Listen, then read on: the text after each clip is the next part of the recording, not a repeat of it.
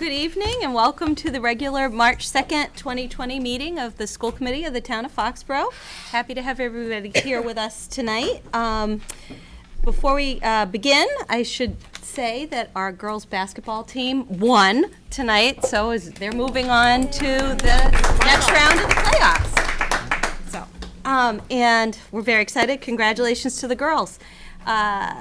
At 6:30, we entered into an executive session for the purpose of discussing wage contract negotiations with the Foxborough School Bus Drivers Association. And before we move on to our regular business, we need to have a vote on a revision to the FY20, FY22 Foxborough School Bus Drivers Association Collective Bargaining Agreement. But before we proceed with that, Mr. Yukna, could you just give us a little synopsis of what we'll be voting on? It's a memorandum of agreement which just modifies the contract that was put into place last year. It basically has three major points to it. The first one is that for drivers who do extra assignment work, field trips, athletic trips, that type of thing, they have the opportunity to, after doing what we'll call 6 trips, but it's actually on a point basis, get an additional $100 of compensation. That basically helps to increase their hourly rate while also giving them an incentive to do those trips, which is crucial to us. We do over 811 field trips on an annual basis, and we also have to cover for about 211 regular days. So it's important that we have the staff that's doing it. The two additional things that the district gets out of it, first one is kind of a major one for us, and that is that somebody always within the union has to take a drive or a trip when it comes up, so they can't all refuse it, and it would be a reverse order wheel that basically goes on seniority, so lowest seniority backwards to assign it. We use a wheel currently to assign jobs, but obviously that's seniority forward. And then the second component that we got out of it was an ability to use the full-time drivers, which are our special ed drivers that work 8-hour days, on the weeks that they are not working a full 40-hour week, to also do trips, which was a concession that the other part of the union had to also agree to. So two things that the district got, and I think quite honestly this keeps us competitive. Problem is it's a very, very tight labor market for 7D drivers, and we're having a hard time attracting them and keeping them, even though we have our own training program and pay to do the training ourselves. It's just that it's a very large market. We had a major competitor move in a few years ago, which has over 200 drivers that they've taken out of the market by coming in. So competitive, and I think it puts us in a good stance to be able to move forward. Well, we truly value and appreciate our bus drivers here in Foxborough, and I think this amendment is a great incentive to keep everything running on an even keel around here. Does anyone have any additional comments or questions for Mr. Yukna before we vote? Would anyone like to make a motion to approve the revision to the FY 2022 School Bus Drivers Collective Bargaining Agreement? I'll make a motion to approve the additions, amendments to the 2022 bus drivers contracts. Second. All those in favor? 500. Thank you, Bill. Appreciate that, and thank you to the bus drivers for their continued commitment to our students and their safety. Moving on, we have our open public comment period. Is there anyone here who wishes to be heard during open public comment? Okay. Seeing none, we have approval of minutes coming up next, and we have a few different meeting minutes. We'll begin with the February 3rd, 2020 regular meeting minutes. Does anyone have any comments, changes, revisions? Anyone like to make a motion to approve these minutes? Motion to approve the February 3rd, 2020 school committee minutes. Thank you, Richard. Second. Thank you, Rob. Any further discussion? All those in favor of approving the minutes? 500. Thank you. We also have our February 5th, 2020 joint meeting with the advisory committee, special meeting minutes. Again, I had no changes. Does anyone have any comments or questions, revisions? I move that we accept the minutes from the joint meeting from February 5th. Thank you, Rob. Second? I'll second it. Thank you, Richard. Any further discussion? All those in favor? And 4-0 and 1 abstain from Mr. Reuter. And then we have the February 25th, 2020 special meeting with the advisory committee and the Board of Selectmen. Meeting minutes. We are all up to date on our minutes. Thank you, Richard, for Must be a staying on really top. good You clerk. were just doing a great job as clerk. Thank you, Mr. Pearson. So, yes, the special meeting minutes. Does anyone have any additional comments, questions, revisions to these? Would anyone like to make a motion to approve these minutes? I'll approve my minutes. Beautifully done. I'll second that for you. Thank you, Rob. All those in favor? 5-0-0. Thank you, and thanks again, Rich, for keeping us on track, meeting minute-wise. Moving on to a much more fun part of our meeting, we have our teaching and learning highlight, civic engagement, and the Ahern Congress. I see Mr. Budge, Mr. Williams, and several Ahern Middle School students and Ms. Frazier are here to talk to us tonight. And Dr. Beardos, would you like to lead us into this? Yes, I would love to. Why don't we have our students come right up to our guest table, just grab a chair that's there, and as they're moving up, this is going to be an example when we talk about authentic learning experiences and what our students are engaging in. You're going to hear it live from this evening. And talking about student voice and making a difference, some of the bills that they've presented to go forward for the Ahern Middle School, the hopes is that one of those will end up making its way and making changes. So I'll turn it over to Mr. Williams. So thank you, everybody, for having us. This is a great opportunity, as Dr. Bertos just said. We look for ways as educators to create authentic learning experiences for our students wherever and whenever we can. And this new change to the 8th grade civics course, which some of you are probably aware of, perhaps all of you know about, is a tremendous opportunity for us. I think I can speak for Mr. Budge as well in saying that we're excited about this change. We're really embracing it, moving forward with it. And with that, I would just like to turn it over to the kids to talk about your project and just sort of jump in, whoever wants to start, and take turns and tell everyone what you did. So we were split into different committees. First, say your name. So Oh, I'm Ellie. That's okay. Sorry, I'm Ellie Smith. Thank you. So we were split into committees based on interest. So there was different committees like student health and well-being, transportation, and like so different ones like that. And each person in those committees came up with a proposal to like give like an idea that they wanted to change, like something about the school that they wanted to change, and then, yeah, a bill. And then every committee voted on one to turn into an evidence-based rationale. And then those evidence-based rationales were like built up, and then every committee presented theirs in front of the class.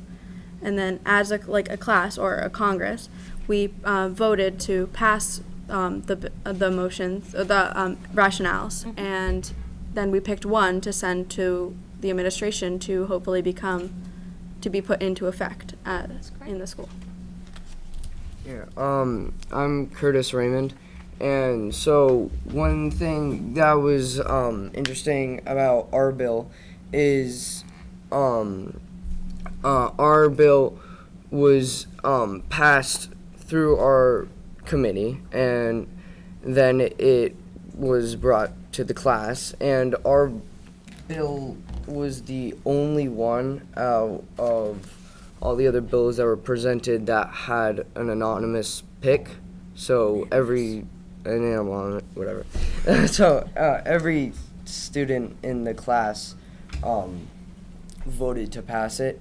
And then when we were discussing about it, I made the decision to amend it, which then got it picked to bring to the principal. That's great. Who wants to go next?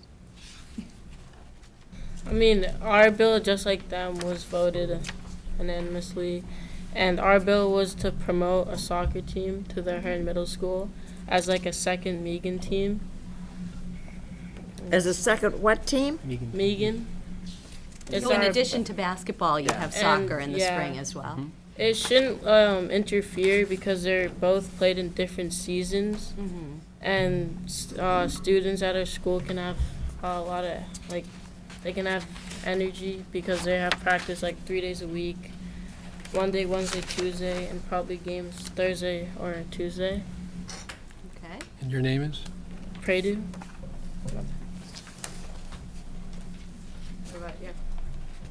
you want to go next? Sure. Your name, please? Oh, Ian Foley. And if we like went forward with putting soccer as another sport, there's forget how many exactly, but there's a lot more middle school soccer teams in the area. So it wouldn't be hard to like join a league and be able to play with other towns. And they're all within like an hour car ride or bus ride. Our classes, rationale, well, the one that got passed, like ours, was to eliminate homework for create one homework-free day a week and on weekends. But then we amended the bill to change it so our bill would eliminate homework on weekends, and this would be helpful because it would eliminate a lot of stress on students And parents. and parents. Yeah, and like it would give us our free time back to do more after-school activities and make more bonds with the people around us, our friends, our family, and like be able to put ourselves out there and not be worried about our homework. Yeah. And we did a lot of research on, and we have a lot of evidence from a lot of different studies. And one showed that they were going through a bunch of different schools, and they found out that most of them would, they required the teachers to hand out more than experts recommend amounts of homework. And therefore the students would get even more stressed. And one thing that is not good with too much homework is that students can, their behaviors can change, and also their how they how they react to their grades. Because if they get more and more homework and they keep getting stressed, they may give up on the homework and then do worse on tests, and then maybe just not really care about school anymore. So in addition to having the idea for your respective bills, you had to have the evidence and the data to support what you want to proceed with. Did you want to add something? No, I'm good. That's okay. That's fine. We don't force anyone to talk here either. Just wanted to make sure you didn't get left out. I don't know if Mr. Williams wanted to talk a little bit with the civic standards and how that has made a difference in the grade 8 curriculum Yeah. with the change of the framework. Sure. So it has made a tremendous difference. It's a complete overhaul of the curriculum. Previously, we'd been teaching a World History 1 course, which was interesting, and we made it relevant and engaging, but not in a way that learning about how our country works today really just brings it home. So in terms of the curriculum, there's a unit on media literacy, right, and critical consumption of news media. There are units about the philosophical foundations of the U.S. political system. There's a unit about the sort of historical development of the Constitution and the Articles of Confederation after the Revolution and all that. And then a unit on the institutions of government itself. So it's your classic separation of powers and checks and balances thing, which is where this project fits in. So following sort of readings and discussions and videos and all this where the kids are learning about how Congress works, we then give them the opportunity to put it into practice. And so that's what this simulation, which we've dubbed the Ahern Congress, is all about. Right now, we've moved into a unit about Massachusetts government and civic life, more specifically focusing on our institutions of state government. Right now, we're talking about federalism itself and sort of the idea of 2 layers of government. And we have a quiz on Wednesday, right? Federalism quiz on Wednesday. And then moving forward towards the end of the year, we have a unit about citizenship and rights and responsibilities of citizens, and then also the evolution of the U.S. government, which is all about the Supreme Court, basically, and amendments to the Constitution and Supreme Court cases. So that's the curriculum that we've got. We're very excited about teaching this unit when it was proposed to us, because obviously studies have shown over and over again that younger people today have very little idea about how their government and their country works, and I think this was it was kind of an alarm bell for a lot of education specialists who believe that that this is really an area that we are weak in the United States, and I think Massachusetts is kind of leading the charge here. As a result, I think the courses that we're going to be teaching starting this year and then continuing to the coming years, I think is going to hopefully address those concerns. That's great. That's fantastic. It'll flow into, AP US history when they get to be sophomores in high school, and, will serve them well the rest of their lives, actually. Yeah, it's fantastic. So where do the bills stand right now? Are they in front of Ms. Fraser, or So, where in the process are we here? Ms. Fraser's right there. Not to put her on the hot seat Yes, at all. the administrative team is working with the bills, and with this homework bill in particular, I've talked to John DeMarco. Dr. DeMarco has been meeting with the kids, and you guys presented to him week before vacation, I think it was, About that, yeah. about that, and how did he respond to your proposal? He told us that we needed to have a little bit more evidence, and if we wanted to get it passed, and basically that we had to work, we had to figure out more collectively as a group what we were gonna say when we how we were gonna say it. Yeah, And go ahead, Chris. he said that he wanted this to be passed, but he couldn't just sign it and put it in effect. He needs to the work for approval of everyone Yeah. else. But he wants it passed because he was a teacher at one point, and he did not like giving out homework on the weekends, so he made that his own rule, but other teachers would still do that. So he thinks that if we pass this, it will have all the teachers work together and make sure there's no homework on the weekends, so then students can go home and relax and be themselves. So the next step, and I That's great. think he told you too, that part of it would be about talking to another group, a Yeah. group of teachers, and then maybe to all the teachers, and then maybe, going up sort of the chain like that. So actually tomorrow, Yeah, he told me at lunch. tomorrow afternoon, after school, the students are going to be presenting to the Ahern Core Values and Innovation Team, which is a group of teacher leaders and administrators who are interested in core values and innovation. And this certainly would count as both of those things, I think. Absolutely. And so some of you and maybe some of the other kids from your class too are going to be pitching that to this core group within the Ahern. And then depending on the feedback that we get there, depending on how it goes, maybe at a staff meeting at the Ahern, and then we'll see, from there, depending again on what the reaction is. So trying to involve all of the stakeholders in making the decision, one step at a time. And what about the soccer team? Where do you stand with that? We didn't personally get to speak with Dr. DeMarco about the bill, but I think we will in the future. Actually, we'll be able to do that probably the end of this week. Okay. We didn't get a chance to do it before vacation, and then we planned on doing it last week, but Dr. DeMarco got shanghaied by administrative duties, so It happens. we had to push it up to this week. Well, I'm sure you'll do a great job when you're speaking with him. It sounds like you better bring your evidence with you. Be ready, be prepared. It's always a good policy. This is fantastic. Does anyone have any questions for our panel? Were there any other bills? So these are two, right?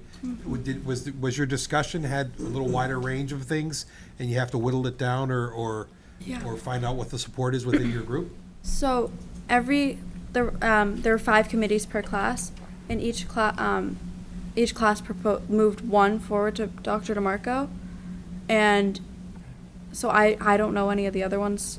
Well, actually, yeah, I know a few, but I can't think of them right now. So And each kid came up with their own each first. kid, yeah. So, right. Yeah. So it was an individual student project first. And then within the committee, they made that small group decision, and then as a class, they made a whole class decision. That's kind of what I was trying to get at, the whole thing, because Yeah. that's how everything starts, right? Right. With one idea that goes, to different levels, and then the lesson learned is that we all don't get our way, and we have to collaborate with many, right? Yeah, and all the committees were based upon different ideas. So when we were discussing it as a class, we had to take into effect that all of them were different and all of them would affect the school differently. So we had to figure out which one would be the most effective and the most important, and which one would be the best for our school. On the homework one, have you looked at Finland? Because I think Finland, No, you're right. Finland has eliminated homework. Yeah. And, Number Yeah, one I know. education system in the world. right. And we beat them in math, I'm just saying. What did you say? What did you say? Finland. Sorry. So 1 out of how many? I love it. Okay, 1 out of how many? I mean, so they win 8, we win 1, so that's great. So anyway, if you haven't looked at Finland, there's a lot of evidence around the Finnish educational system and why they don't support homework anymore. It is true, they are an excellent model. Does anyone else have any questions? Chris, what do you think about this? This is a significant change since you were in 8th grade. Yeah, I personally think it's great. Being someone who is interested in politics as it is, like I took AP Gov last year, so this is definitely like a class I think would be a good precursor for that. And also, I had Mr. Williams when I was in 8th grade, and learning about ancient Mesopotamians and stuff like that isn't exactly page turning. So I think that this is definitely more. I tried, Chris. I have it on good authority. You made it very interesting, but I know another senior who would have really enjoyed this curriculum when my son Sam was in 8th grade with you guys. But this is wonderful. And Chris, thank you for your input. I'm sorry for putting you on the spot there, but good job. Anyone else? Did you have the kids introduce themselves one more time so we can hear Please. all their names? I think 'Cause that's I got a- first names and last names, Yeah. so, and all 8th graders? They're all 8th All 8th graders, graders, yeah. so. I'm Ian Foley. Katie Kubala. I'm Ellie Smith. Curtis Raymond. Corey Franks. Thank you Thank all you for all. coming. Thank you very much. Really appreciate it. Keep Nice up the job, good work. everybody. Thank you for the work, well done.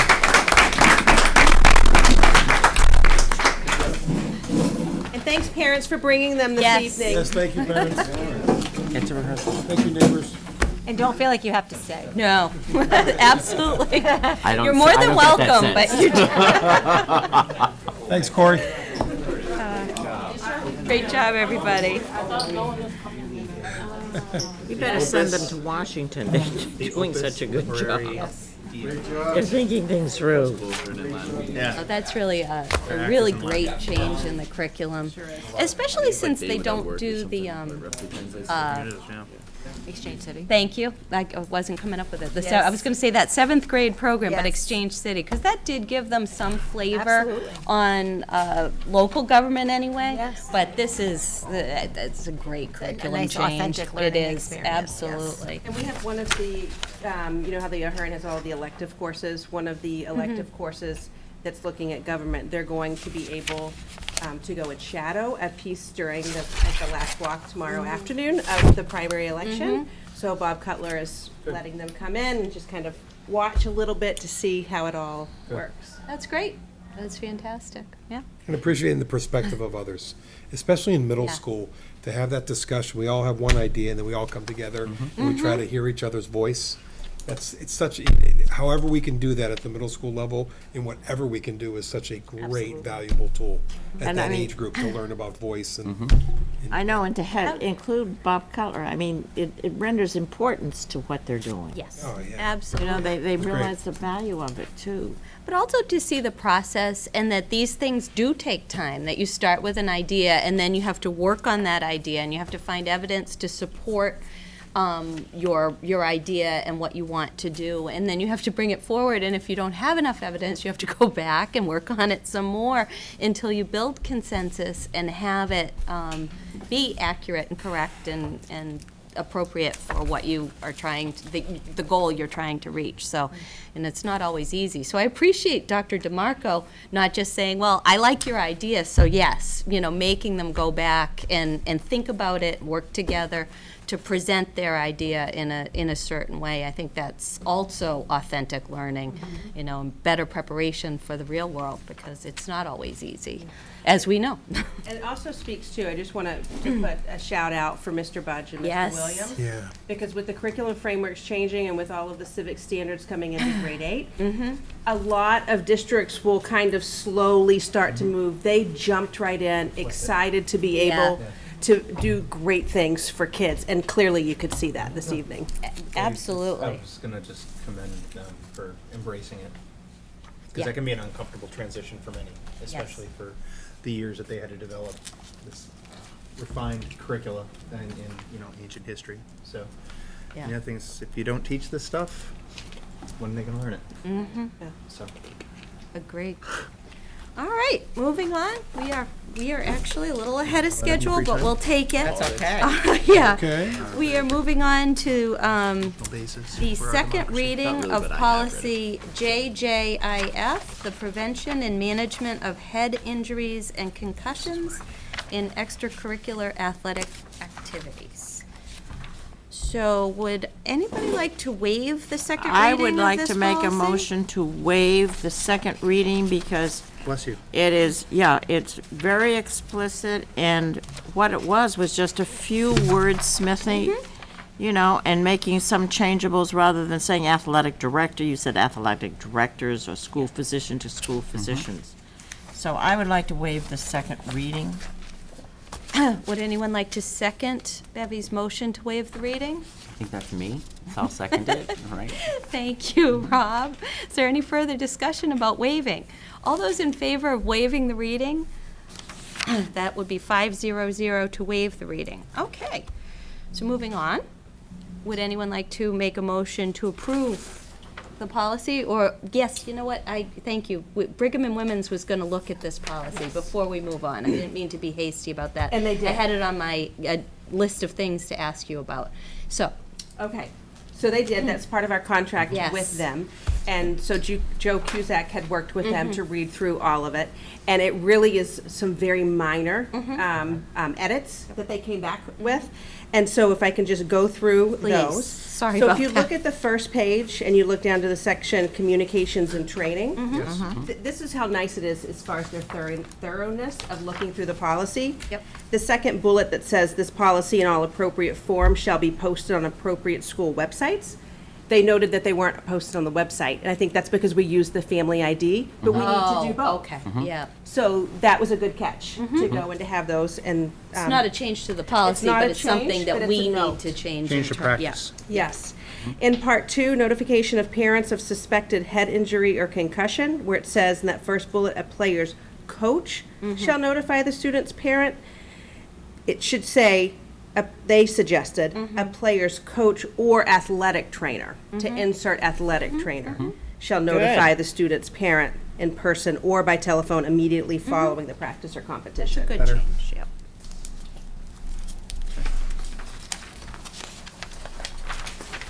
We turn to the second page under Roman numeral 4, annual training required. This is where, to Bevy's point, where we were adding the S's, and we have school physicians. At the very end of the policy on the last bullet is, if you recall, we had changed it to district physician to be consistent.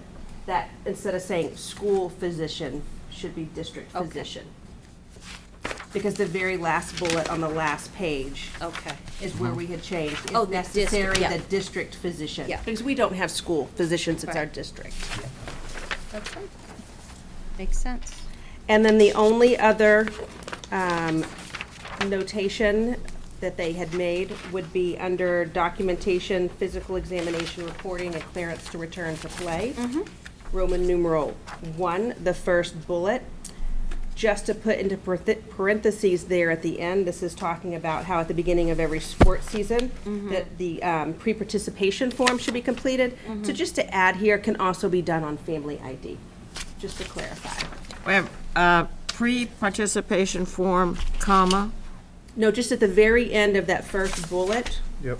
where it ends with, and head, face, or cervical spine injury history and any history of consistent concussion injuries. Right. Just put in parentheses, because it's referring back to that pre-participation form, can also Right. be done on Family ID. Yeah, that makes sense. That is what we're doing. That is our practice. Correct. Okay.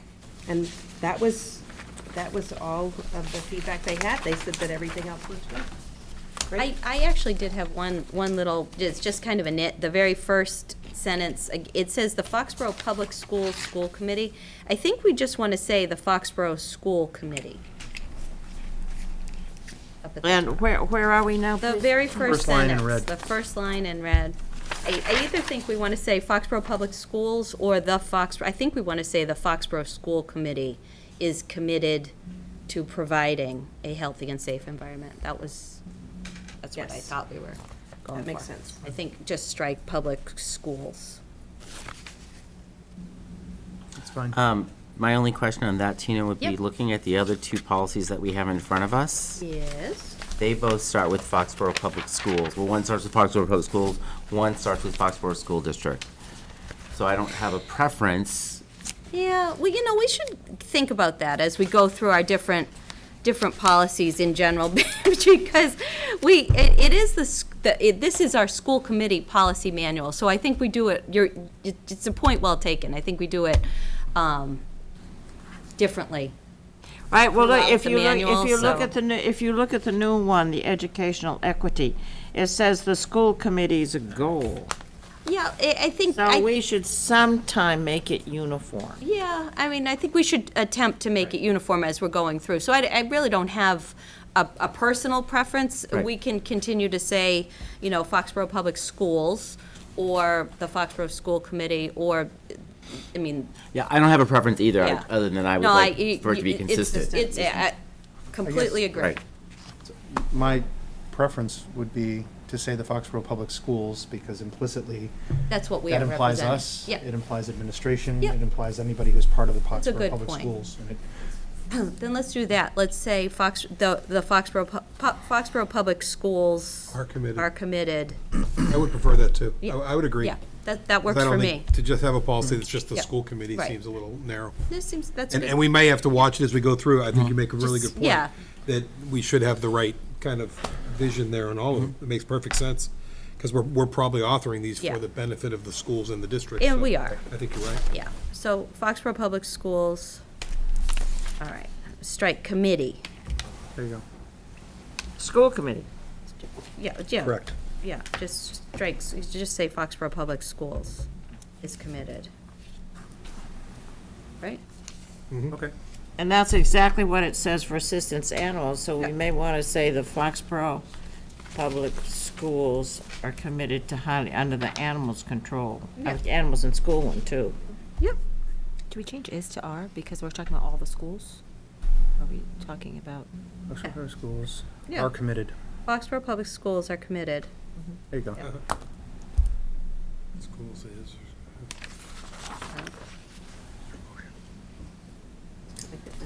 Yeah, it's kind of a singular plural, isn't It it? is at the top. Because the How schools about are, the the schools Foxborough, are a bunch of them, but we as an But entity it's an are the entity. schools, right? Yeah. how about Right. the Foxborough Public Schools supports a healthy and safe environment for all students? I think is committed might work, but I would rather Yeah. lean on an English teacher, right? I'm going to defer to Janet. 'Cause she- How about I the school think committee is. of the Foxborough Public Schools? That's too wordy. Well, at least Well, then this- the verb would be correct. I think is, I'm not Foxborough gonna defer to Public Janet. Right, it would Schools is, Yeah, it should be singular. yeah, I think so. Singular I think so. organization. It's the Singular district. organization. It's the district. That's why I When we was say asking, 'cause I Foxborough Public wasn't sure. Schools, The we're referring to the is district. committed, right? Yeah. That's what I would Yeah, think. all right. Public I School think District we is- see, we do our due diligence right down to the grammar. Dr. Burdos, can I Thank go you. back to the recommendation from Brigham Women's, just as a Yes. quick question? The one at the bottom of the page where they added family ID? Yes. So, and I remember thinking this through, and so it just came to me. In that little sentence there, it does mention school-based equivalent. they might have missed that, so I just want to maybe tease. Oh, that's true, Okay, so- because that is our, Right, so when we did this, there was some mention of a school-based equivalent, which I know in my mind satisfied family me. ID, yeah. And the reason I was a little concerned about maybe saying family ID changes. is that if you go from family ID to another one, you have to alter the policy. Yeah. Good point. So I think to be proprietary to a product Yeah. may not be necessary in this policy. You know, that's a good point. Yeah, I that think really if we is. have or school-based equivalent, it It was put there addresses for a the reason. concern that, yeah, I think you're As right. a matter of fact, when we first, remember We when we talked first about it in the talked? subcommittee It was one of the meeting. first Yeah, things we yeah. talked about, because Yeah. I was very comfortable Yeah. knowing that across the Commonwealth, everyone uses an equivalent.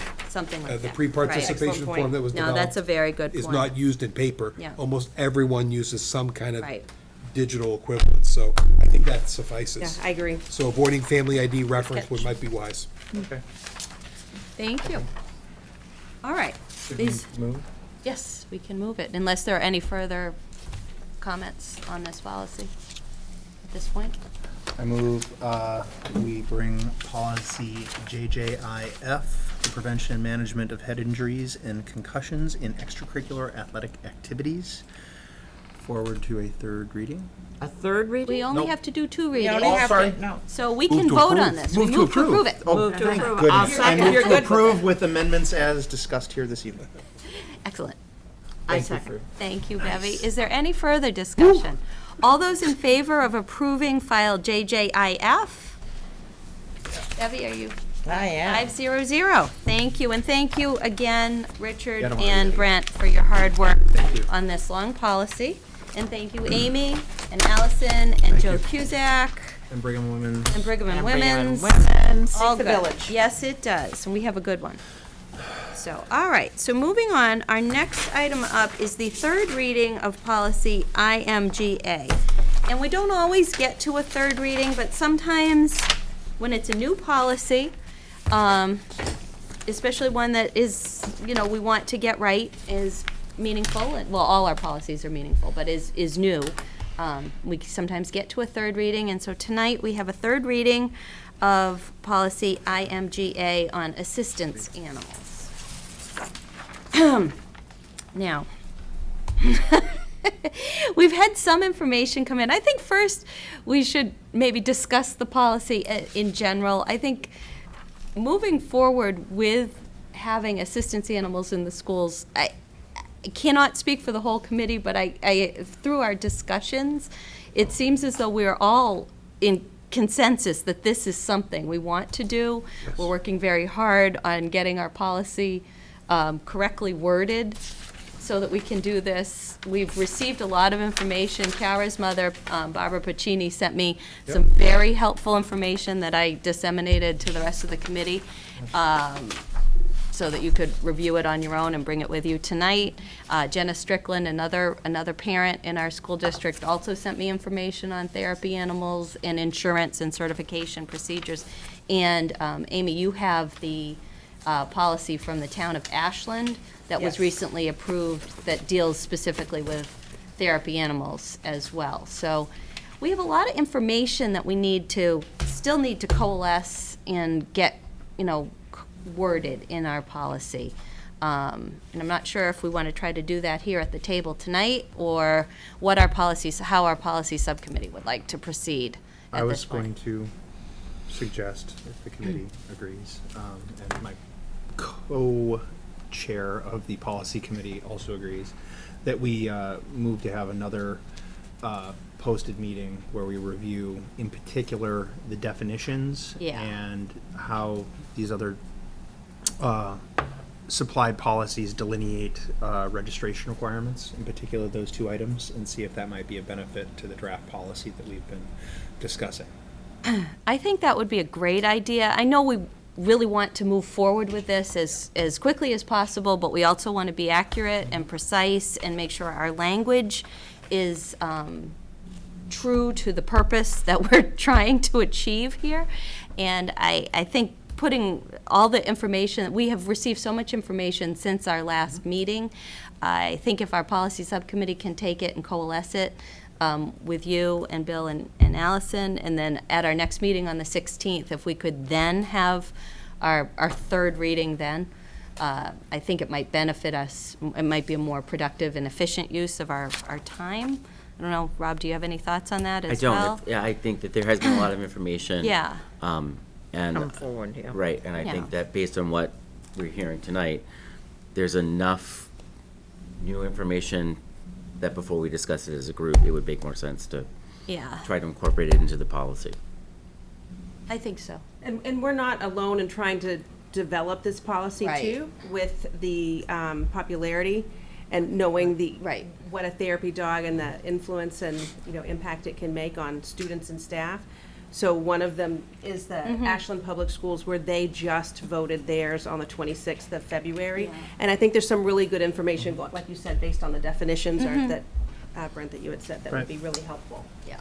And definitely, I wanted to thank, though, Barbara Pacini and Jenna for Absolutely. That was sharing so helpful. the information Very on helpful, certification and insurance requirements. And I think that will help us delineate within the policy exactly what we're trying to achieve and make sure that everyone is protected, our students, our staff, the town, the dogs, everybody.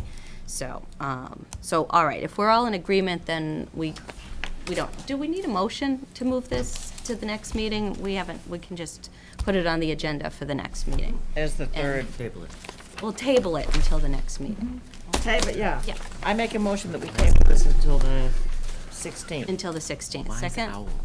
Thank you, Richard. Any further discussion? All those in favor of tabling this until the next meeting, and in the meantime, our policy is 500 to table it, and in the meantime, thank you to our policy subcommittee for taking another crack at that in light of all the other information we've received.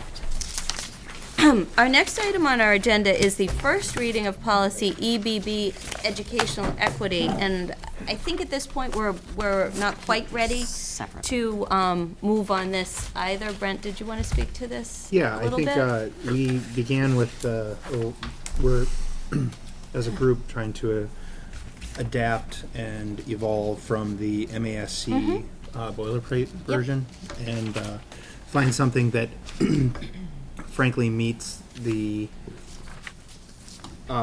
strategic vision of the administration and the hard work that they're doing around equity in particular. Yes. And we just wanted to have some more discussion before going forward with it, because I think our district can probably tailor it a bit better to the administration and the faculty that we do have.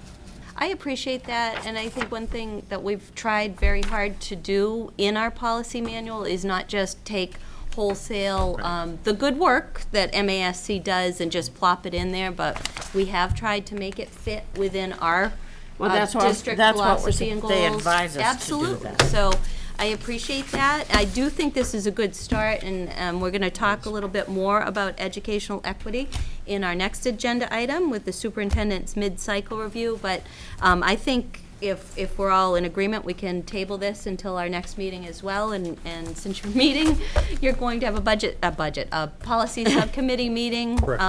Hopefully you can address those issues too. We can bring both forward on the 16th.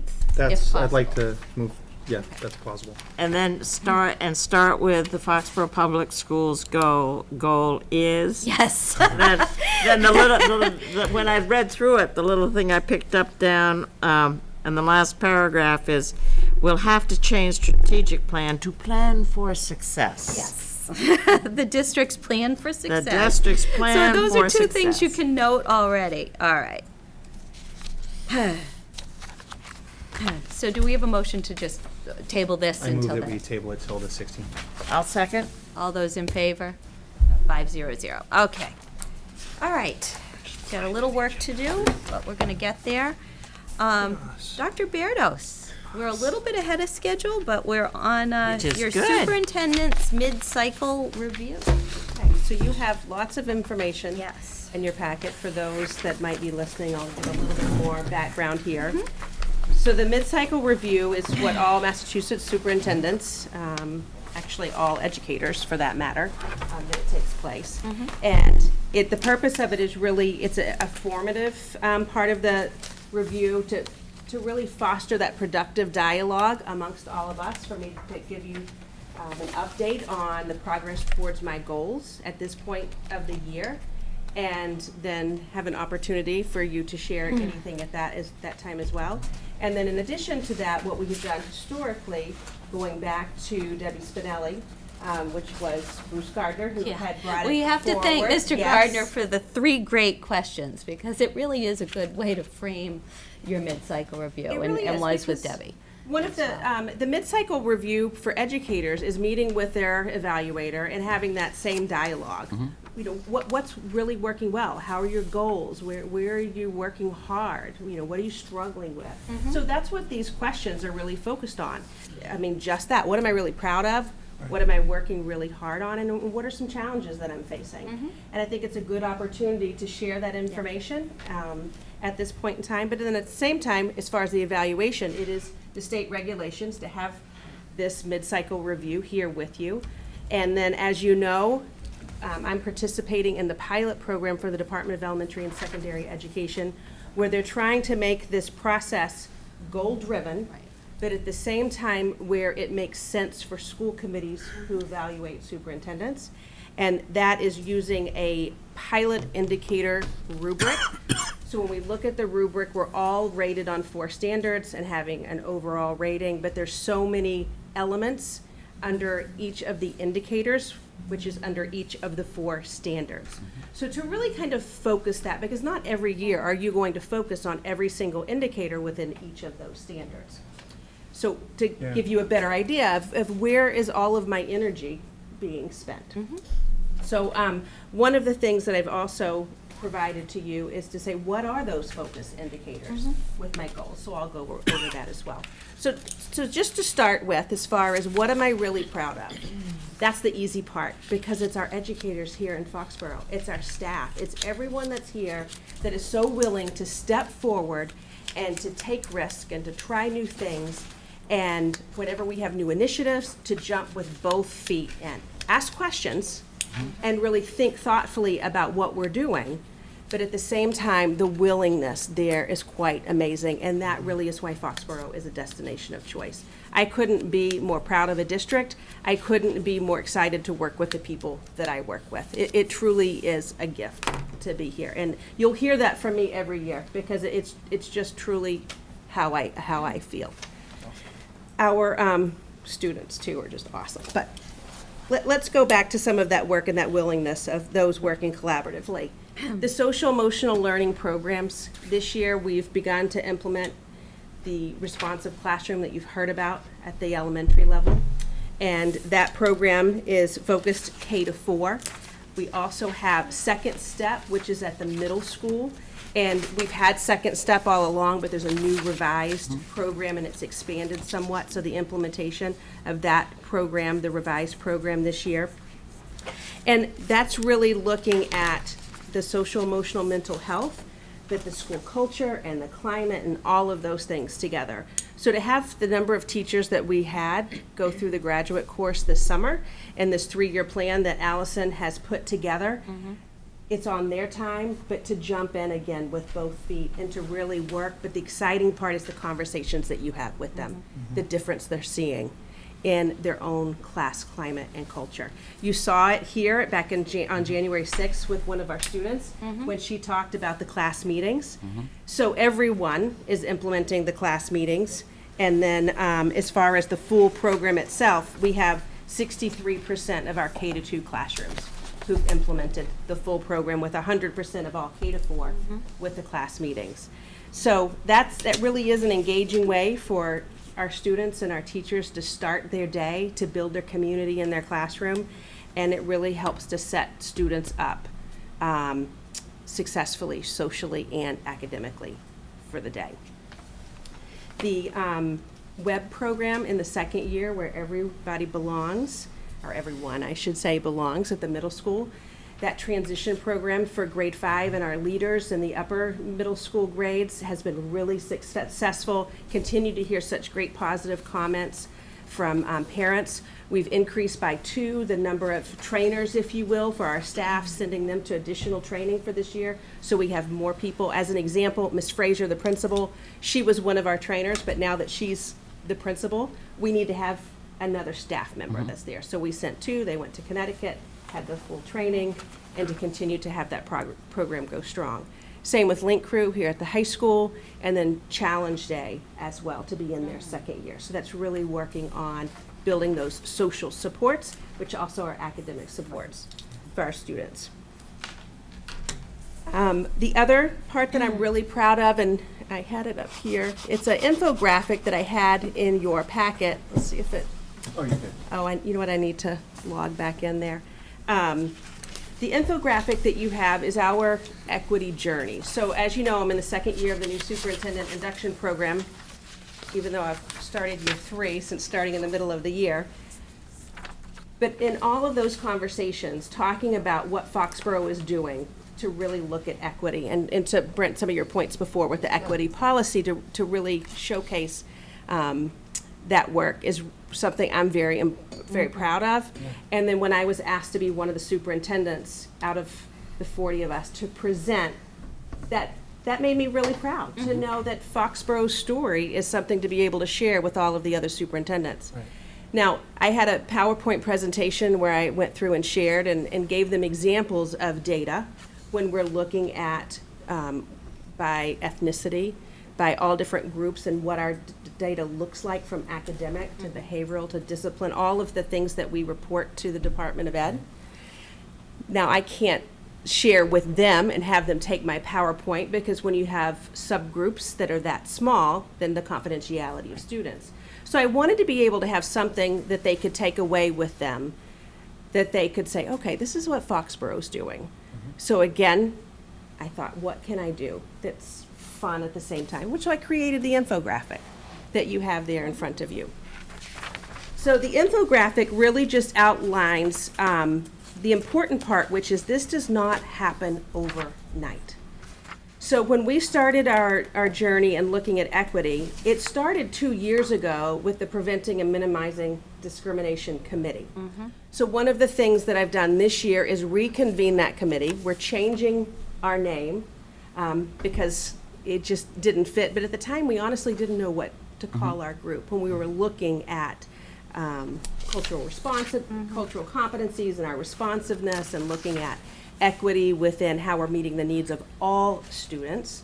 And so when we brought that group back together and we're meeting and we're looking at the data itself, one of the TED Talks that we watched as part of our meeting was on diversity. And it really struck us with a new definition is, what is diversity? Well, we're 100% diverse. We have 100% diversity because we're all different. And really, when we're talking about meeting the needs of all students, so that's the lens looking through that. One of the things that the state does through student learning experiences reports and some of the other reporting that they do is they look to see if we have disproportionality, meaning do we have a higher number of in a particular area for student discipline or suspensions or those. And then they tell the district if we have that as an issue. We did not. But again, we need to look and dive into that data and look with a different lens. And so that is being done at all of the different levels, from the matter, from the point of if students come down to the principal, who are those students? If they've been referred to come down for a behavioral incident, are there more boys versus more girls? What does that look like? So we're having very different conversations, and it looks different at different levels, and the way we're looking at data is very differently. So I'm really proud of that work. And the conversations around that are really enriching. As far as what am I working hard on, there's a lot. One of the biggest things right now is the planning for success. So having that large group to create our next plan, we have focused on what do we want the Foxborough Public Schools to look like in 2023, envisioning the future. So far we have dug into what does it look like in the future, what does it look like now, starting to look at what will it take to get there. And then we're going to, at our next meeting, which is Wednesday, with a large team of 29, a root cause analysis. We've gone through the SWOT process, and we've continued to funnel down what it is that we see district-wide are the areas that we need to work on. And I have to say that after going through the process that we did on our last 2 strategic plans compared to this process, I'm sold. This process is so much more engaging because it gets so much more on the table to talk about. And then the other part that's really exciting about it is seeing that when you have all of these different groups, you see the themes starting to emerge. And we're not so far off from each other, even though we're in all of these different groups. I think that really speaks to the work of the district. So a lot of hard work there.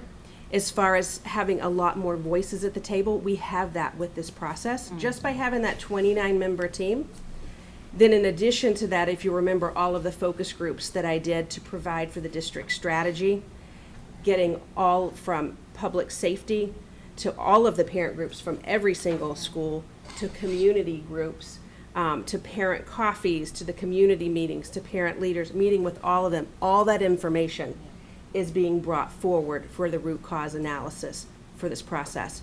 So in the end, we have so many more voices that are being taken into account through this process.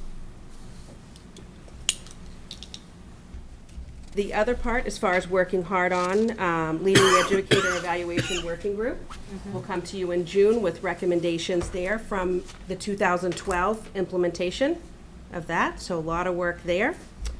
And then the third thing that comes to mind is implications from budget in our enrollment shifts.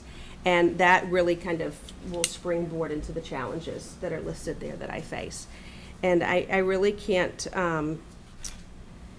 say enough that it is a real challenge because we've not had this in Foxborough. We've been able, when we've had reductions in enrollment, teachers have been able to shift, and through retirements, we've been able to make those adjustments. We're not there now.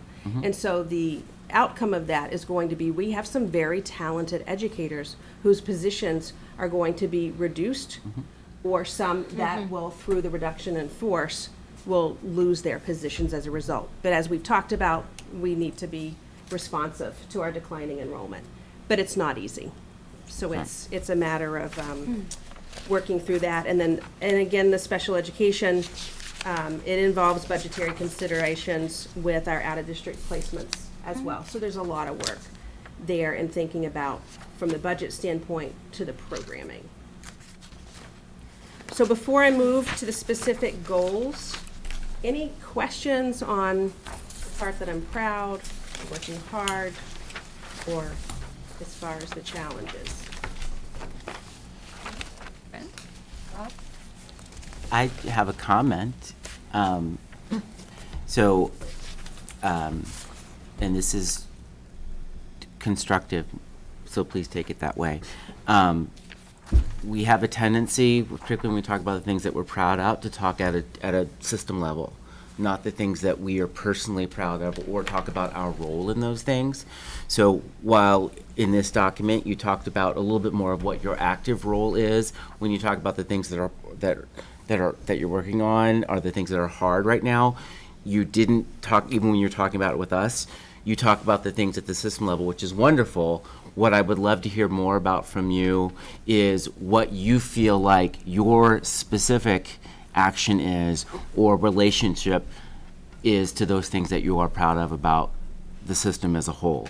Because without a leader like you, many of those things wouldn't be happening, and we all know that, but they could be happening in different ways depending on who that leader is. So I would love to hear more about what you think your specific contribution is to those, because that's what part of your diversity, and that's what I think is missing from this, is what you, because and like I said, I really do mean this to be constructive, because I do think I think that we're operating at a very high level, but I want to hear from you what it is you think you're contributing to that, because I know it's there, you're just not saying it.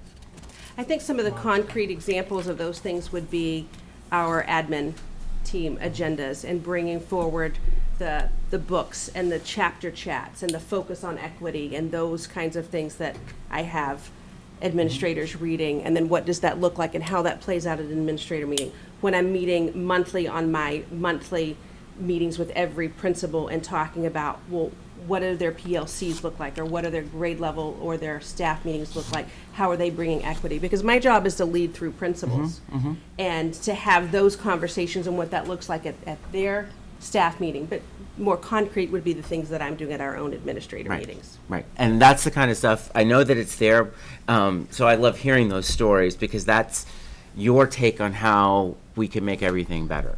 And that's the part that I think is really cool, because if there's somebody else, or at some point in 40 years when it's not you sitting in that chair and there's somebody else sitting in that chair, notice I said 40 years. Did you say 40? I was just gonna say that, wow. He's upselling. That's right. They're going to have something else different. So as we do this going forward, I would just love more of those personal pieces, because I think they are very, very effective. Okay. Anyone else? All right. Do you want to move on to the Okay, so goals? in looking at the goals, one of the handouts that you have, and you know what, it might be easier, let me just log on here. Go for it.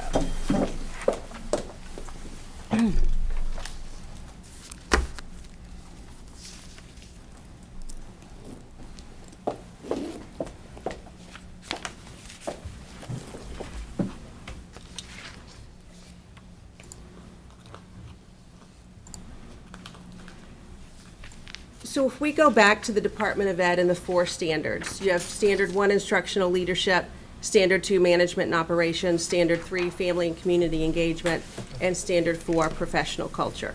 This is an overview. You see in the letters, those are the indicators. So one of the things as part of being a superintendent with this pilot program is to identify each of these goals and where do they fall? Which indicator would you focus in on? Because you're not going to focus on every single one of those for the year.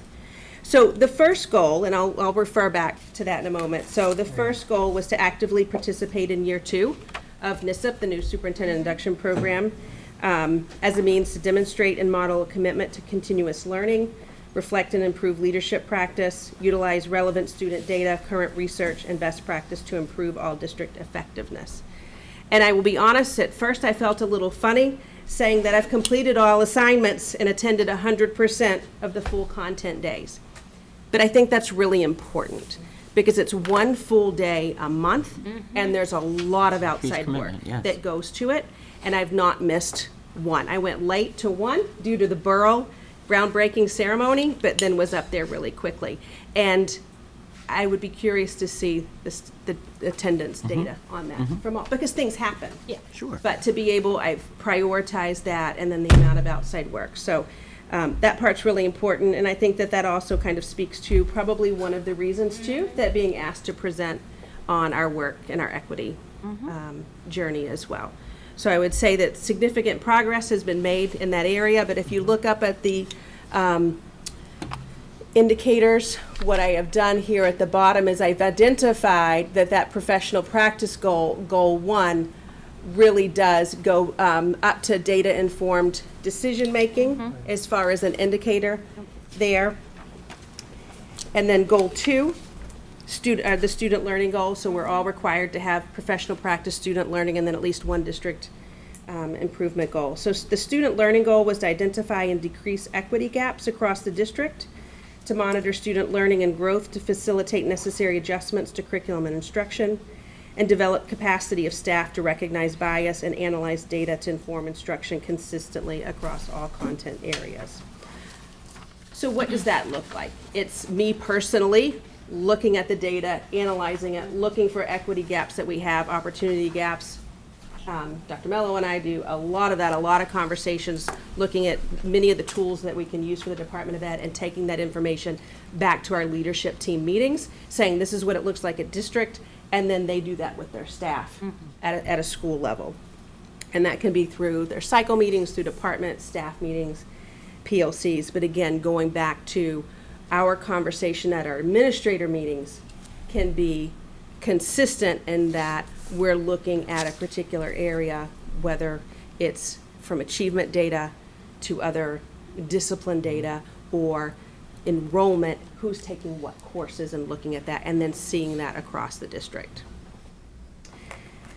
The other part of that is connected to the curriculum committee's work that we're doing. So as an example, the diversity and inclusion group, the bias and discrimination group before, looking at all that information as that team, and the social studies curriculum review is taking place right now. So some of the work that we're doing there and asking the questions from a curriculum perspective, then taking back that information to that team. So we're looking at our curriculum resources as far as what's the diversity that's being shown there. And then the education equity policy that we're going to table to the next meeting, I think, again, it shows Foxborough's commitment and your commitment as a school committee to that focus. But if we look on the student learning goal on this chart up here, as far as the indicator, yes, that's getting to data informed decision making. But it also is looking at cultural proficiency under standard 4. So you've got kind of both indicators across. If I may, and this is very early, Dr. Burdos, but as you and your team have begun to, or continued rather, to dive into this data, and I realize that I'm skipping to step 8 and 9 on the infographic, and maybe I realize it's perhaps too early, but are there any preliminary things that have started to stand out to you, or is it still in the early finding stage? I think both. There's two things to answer your question. One, we are seeing things when we look as something as if somebody's being sent to the office. Yeah. Is it boys versus girls? Right. What are they being sent for? Is it positive things, or is it something that's not positive? When we're looking in the area of our data and looking at the achievement part, looking at our special education population, and where are they? Right. The district curriculum accommodation plan, and working with Allison, has had this group to go back and really revise the work that's there. What are the interventions and things that we're doing to provide access to students? Yes. Because we see some opportunity gaps there. Good. And our special education numbers are not where we want them to be. Nice. Well, and that's actually timely. I mean, because was it this coming year, that the state's new rating system is out, and the way they've tweaked it is they're double weighting or double counting kind of the lowest achieving, right, quartile. And so the state is actually asking all of us to literally double down on that. So I appreciate you all being ahead of the ball. Unbelievable gains in that subgroup. Good. In one particular school in particular. So looking at how they attacked that issue has been a model for the rest of the district and plays into the work that we're doing. That's great. That's how the data analysis is supposed to work. Right. Excellent. Okay, the third goal, as far as district improvement, that is the plan for success. And so I think I spoke to that, and that is in full swing, if you will. And it really is going to lead to a much better plan for us, I feel, in the end. And when will we see the next plan for success in its full glory? In June. Yeah. In June. And at future school committee meetings, as we start, so right now, we're starting to look at the root cause analysis and identifying kind of our pillars and where we see those 3 buckets or 4 buckets of focus areas. I can give you updates along the way, but as far as the full plan for you to vote would be June. End of June. End of June. Yes. Okay, thank you. Okay, so some progress there, because we still have a lot of work to do. The fourth goal on the educator evaluation work group. So we, again, that team makes up 12 as far as teachers and administrators, and we had identified 8 goals for this work this year, really delineating between what it looks like for year 1 and year 2, because the model system that came out, it used to be that someone might be evaluated every other year. And then now everyone's evaluated every year, but we ended up not having the years look different. They really look very similar. So we need to make some adjustments that are there. So looking at that, looking for some of the forms that we use for redundancy when it comes to the rubric. There is a new rubric by the Department of Ed that came out in 2018. I can say that so far the evaluation group is recommending that we adopt the new rubric as is, as an example. Looking at evidence that's collected by educators for each of the 4 standards, which go toward their rating, and providing some exemplars and what that looks like, because it's about quality, not quantity, when we think about these areas. And then obviously making the recommendations for you, which would be a vote to Appendix D. In the team of 12, that's administrators and teachers. Yes, half and half. And then the last goal, which is to continue to actively participate on the borough renovation project, which we sat there and went through keying yesterday, room by room, and what types of keys and room numbers, and even the signage for every single room in the building. So like, as an example, you have to have every single room numbered, whether it's a closet, obviously for safety reasons, but some of there's a lot of conversation that you don't really think about when you're talking about a placard for a bathroom, restroom, as an example. So then, as you know, we meet monthly with the school building committee on top of those other meetings. That's right. But we have definitely made significant progress on this phase of the borough project.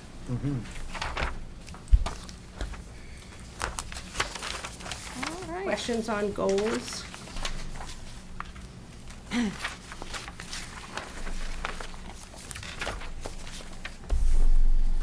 Any other feedback? Done a lot of work. This is helpful, the arrows, yeah, this is quite helpful, this piece, moving forward. Next evaluation process coming up. Very helpful. So. All right. Thank you for sharing Excellent. so much data. I really appreciate it. You are welcome. I think it's a really good time. I do the same with principals. Yeah. And that's when you get some of the concrete things that get you really excited about what's happening at the building level, and you know that it's stemming from the conversations we've had at the upper level. And when the kids are noticing things too, Excellent. whether it's around walls or conversations in text selections being more diverse and choices. We had at our student advisory committee meeting last week, one of the students came late, and she apologized when she got there, because we meet with them monthly. The reason she was late was because she was so engrossed in the book that she was reading, and it was based on having text choice in her English class here. When she came back, she told all of us about the book that she was reading. Good. And it really does show you that kids are engaged. And it really had a lot of global themes, and it was about refugees. I mean, it's not a book that you would think maybe a teenager would go out and select and be riveted by, and it was really fascinating to hear how moved and how much perspective she had gained from reading that, and she said that we all needed to read it, and it was amazing. I was amazed. It was really something. Yeah.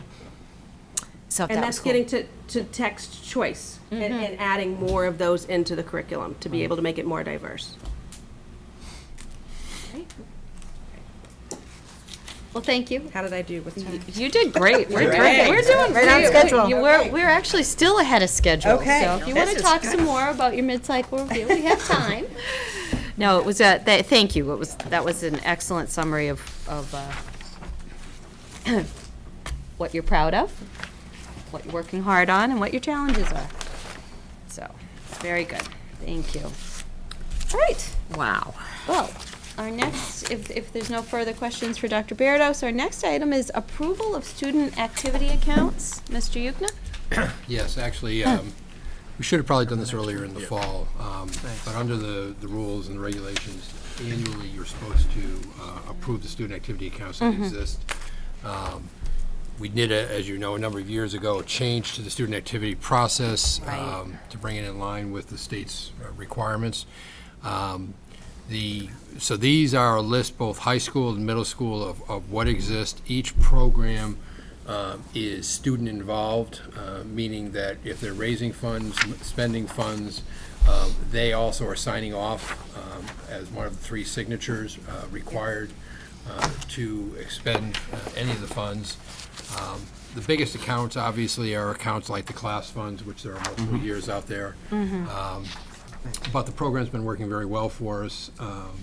We do a lot of stuff directly through our warrant process now versus doing it through checks. And because we now also have credit cards on the district side, we're able to do some of the bigger purchases for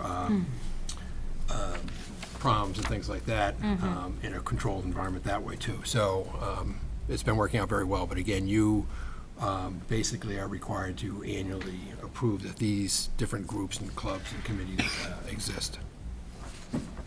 On the middle school, you can see there's only a little over a handful, mostly relating around student council, drama, a golf club group, and a student field trips group, as well as their yearbook. On the high school, it's obviously a little bit more,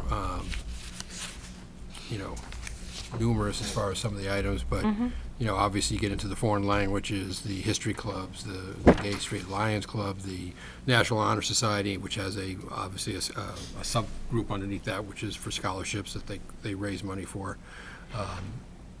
And the only one that really doesn't fall under a student activity per se is the testing fund, but it's really the only place it fits, within the revenue or expense line items that are on school budgets. So, and that's money that kids are giving towards the AP course testing and stuff like that. Right. What is we? That was a new club. That's the world organization that came out of the Spanish, and they're working on doing global projects. Yeah, okay. Yeah, we hear about that. Thank you.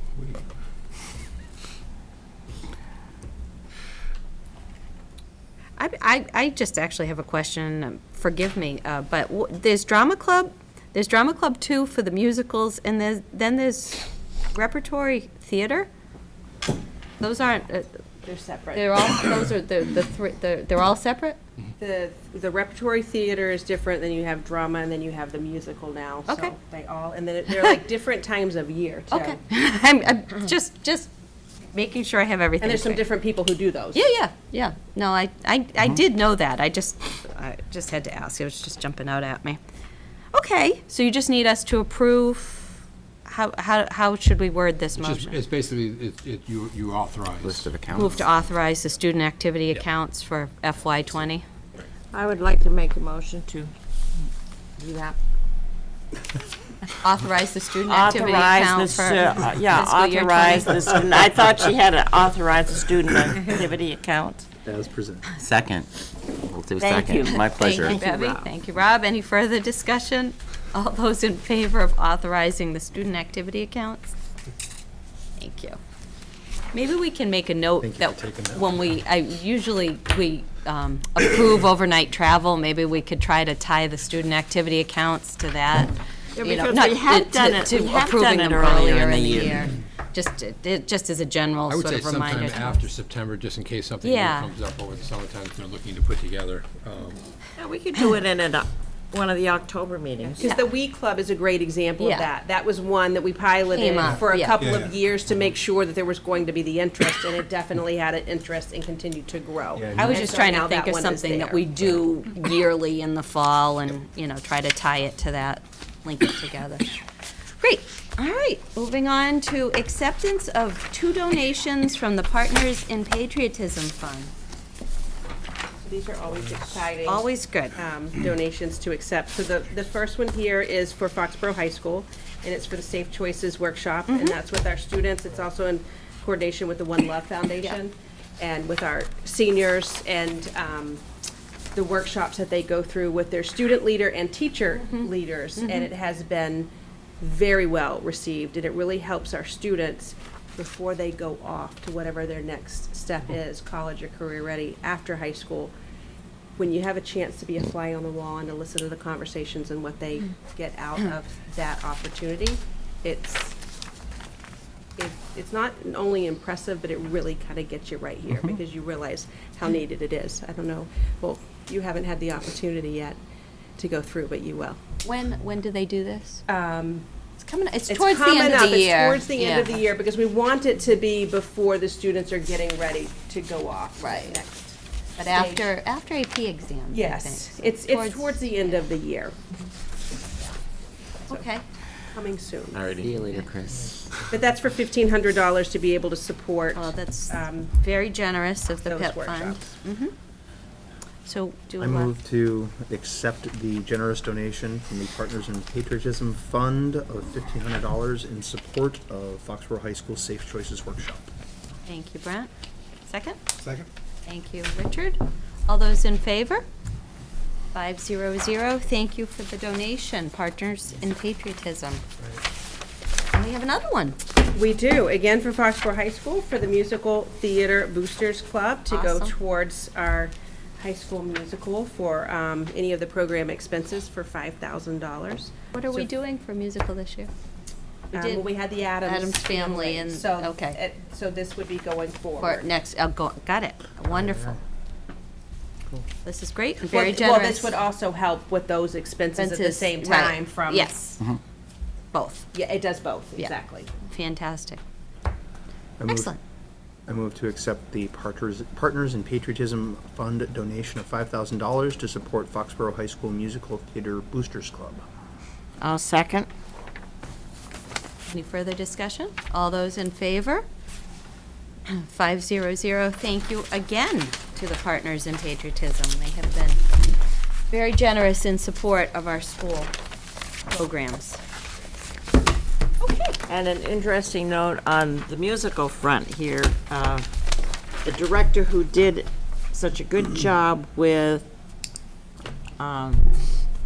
Adam's Family, something happened with a conflict of time with one other job he had, so our high school musical director and drama director is down at the Ahern School directing the Ahern School musical because of a mix-up in coordinating dates.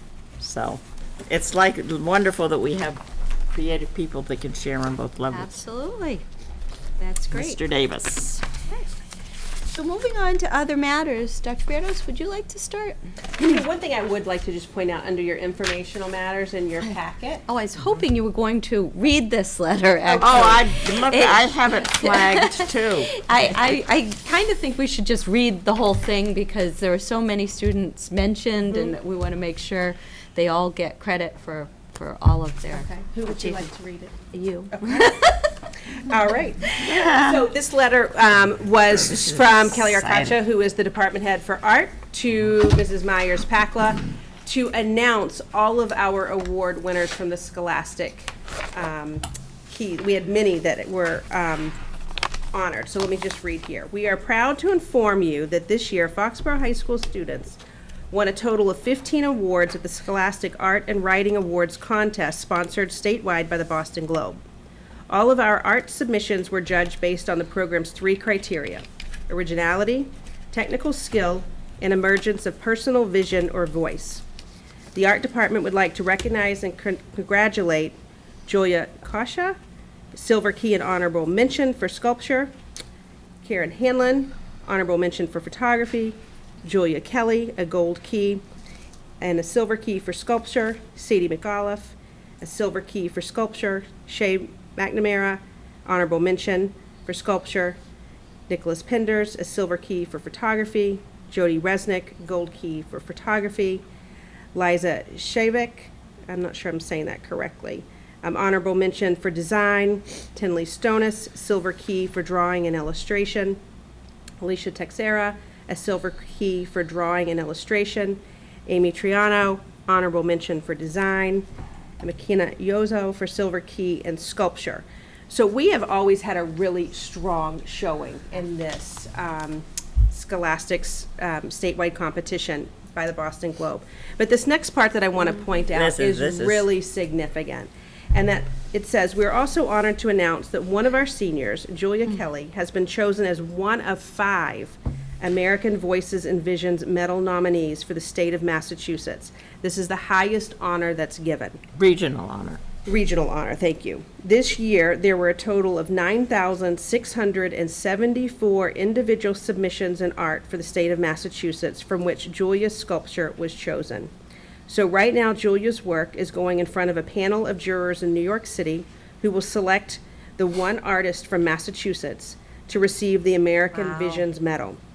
As a Gold Key Award recipient, Jody Resnick will also have her work compete at the national level for a gold or silver medal. Both Julia and Jody's pieces will be on exhibit at Breed Memorial Hall in Tufts University from March 14th to the 22nd. That's Very- awesome.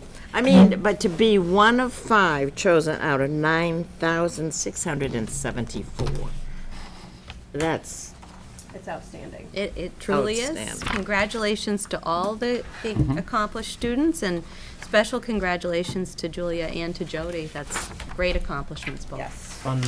Fun additions to underscore that achievement is the awards have been around since 1923, and past notable winners include Andy Warhol, Sylvia Plath, Truman Capote, and Stephen King. Well, that is a very Fine distinguished company. Wow. So it's, you know, That is worth it's a big noting. deal. Yeah, this is It a is. big deal. 1923? Yeah, it's been around since 1923. Thank you for adding that. That is pretty impressive. That is fine company. I feel your love, though. And thank you for reading the entire letter, My but I wanted to make sure no one got left out and all of the details were in for Julia and Jody's accomplishment there too, as well. Very good. This is just another music department success. I mean, Well, this is I mean, This is the art department, but You both know, of these girls you know are what also I mean? It's our departments arts, are right. all exceeding. Well, both those girls are also athletes, and they're also honors students. So I happen to know them because, you know, my son is in the same grade, and they're very well-rounded students all around. So, I mean, it's amazing what our art department does. yeah, Just amazing. it So is. other things that I had to share is I had the wonderful opportunity to read with 5th graders this morning as part of our Across Read Across America. Me too, And me too. It so- was great. Yes, and That's so many awesome. activities Yeah. in all of the schools that are taking place. The Borough, Igo, and Taylor tonight, while we were having this meeting, they were having their tasting of books and being able to sample different books and do some book swaps and things, so that was taking place. And then we already know about our girls' basketball. Yeah. Our boys' hockey was supposed to be Thursday, so they had won their last game, so they're playing Wednesday night, In the semifinals. semifinals, right? Yeah, at 5 o'clock in Bourne against Hanover. Nice. Yes. And the finals for the girls are next week, Richard? I think. Saturday, probably. Sectional finals. Sectional. And then after sectional finals would be state next. semifinals, then state finals. So rooting for our boys for Wednesday. And the only other thing, that as far as we're going to have a parent meeting for those students that are scheduled to go to France for Yeah. April vacation. We're having a meeting with parents on Wednesday because of the current state of the state, if you will. Yeah, I was actually wondering about that, so I'm glad you brought that up. I was Yes. curious how we were going to proceed. Right, so it doesn't look good, because of, I mean, as an example, the Louvre was Yeah. closed yesterday, they had The tickets what? to go. The Louvre. Yes, and so we want our students to be able to, you know, obviously, safety is the number one concern, but at the same time, if things are closing down, Well, they're not going to be able to visit. their experience is going to be It would, affected. correct. And the other positive part is There's more none than of the them are Louvre, too. seniors Okay, well, that is, So there's that opportunities for is future good. Okay. out of the students. Yeah. that- So we're going to have a No, meeting there's with, nobody a senior? nobody is a senior with that group. There's 9 students. And, Well, so a we're small gonna you're going to group. meet with them and have a We're gonna have a conversation conversation. with Very parents small on group. Wednesday.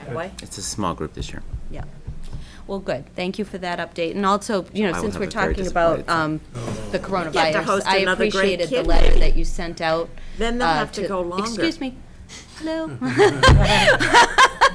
So I was saying that Dr. Berto sent a very good letter out to the parent community about the coronavirus with some guidelines for keeping our kids healthy and what our schools are doing, and I appreciated that as well. So brought it with me. And parents have questions. We're continuing, we've increased, I mean, Bill can speak to some of the things that we're doing from a facilities standpoint. Yeah. What we do Actually, with our- could you speak to that, just to educate people? Yeah, I think similar to many of the other schools, obviously are cleaning for not just the standard on floors, but doorknobs and counters and stuff like that. We also, a few years ago, when we had an outbreak of a little bit harsher flu. H1N1, we yeah. went out and bought a machine, and we're looking to get a couple more of them that are they're electrostatic machines that basically can put out a disinfectant in such a light coating that it kills germs, but it doesn't damage anything that's on a counter or on a desk or anything.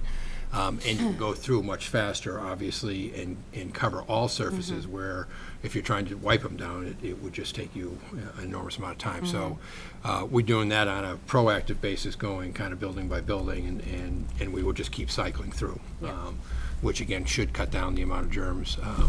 They've also started to put hand sanitizers in more areas. We've always had them in the buildings, but now we've got some stand-up ones that are going to be in cafeterias and things of that nature.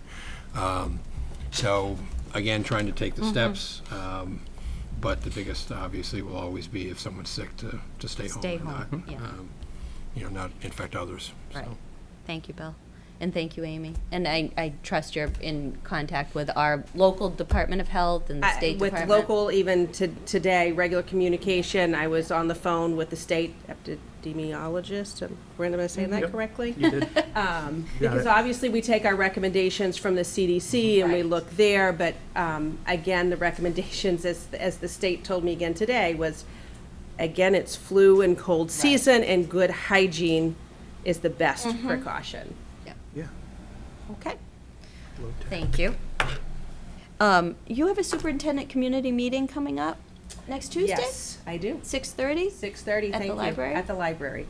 I believe in the Fuller Room. Great. Excellent. Allison, did you want to talk about the Taylor principal search? It's the IGO principal search, actually.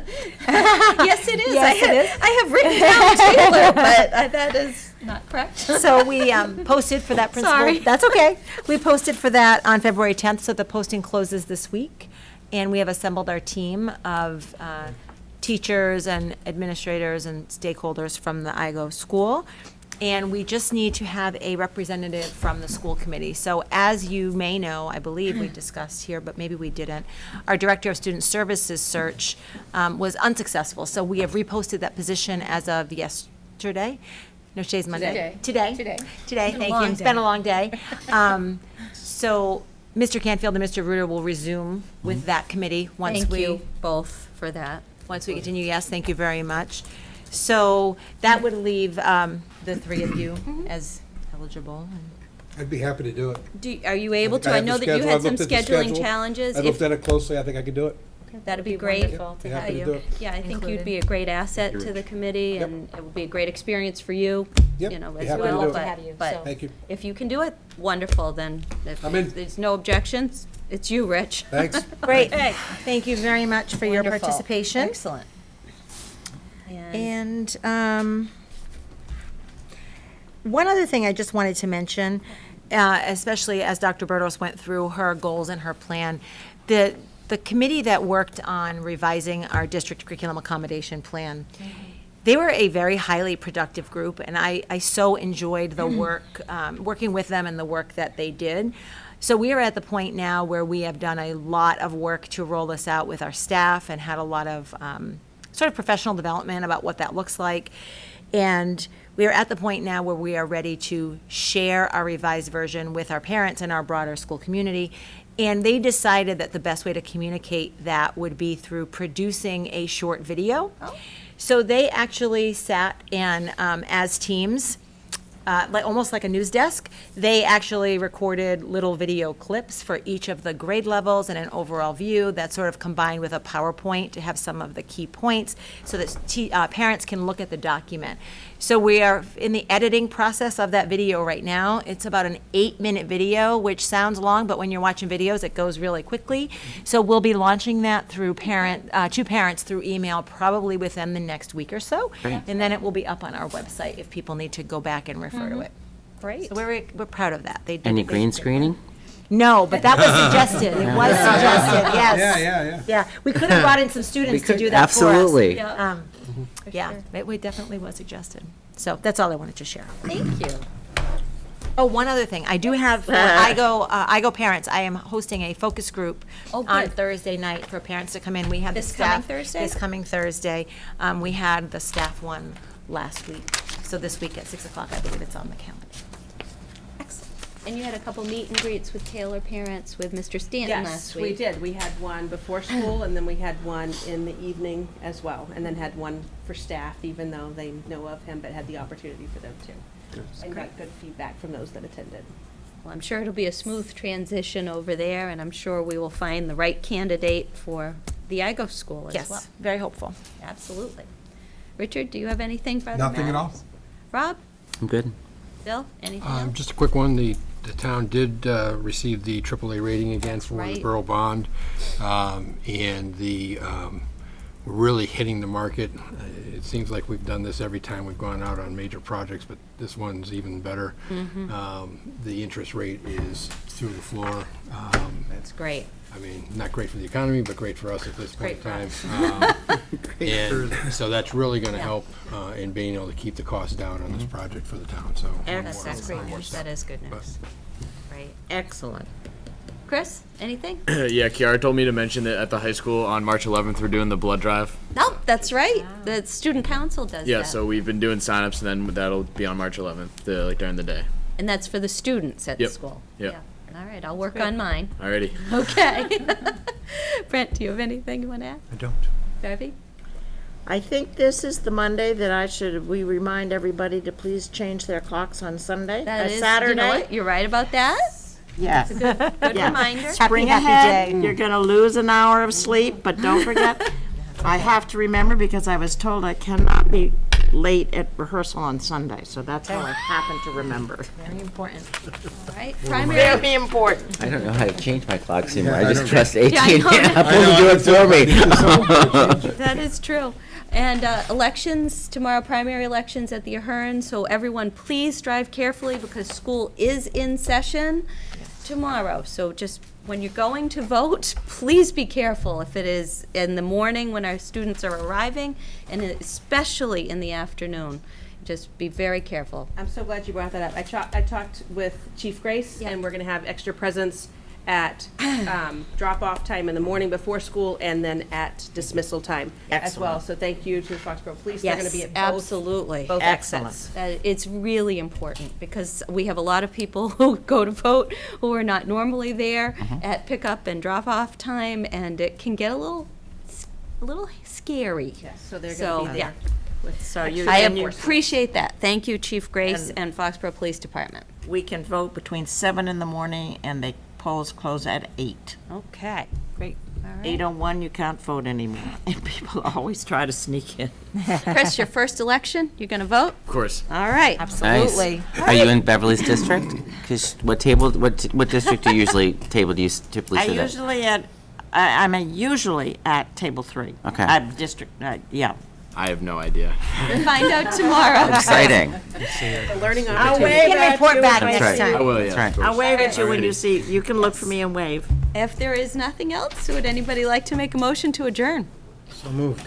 Thank you. So seconded. All right, any further discussion? All those in favor? Good night, everybody.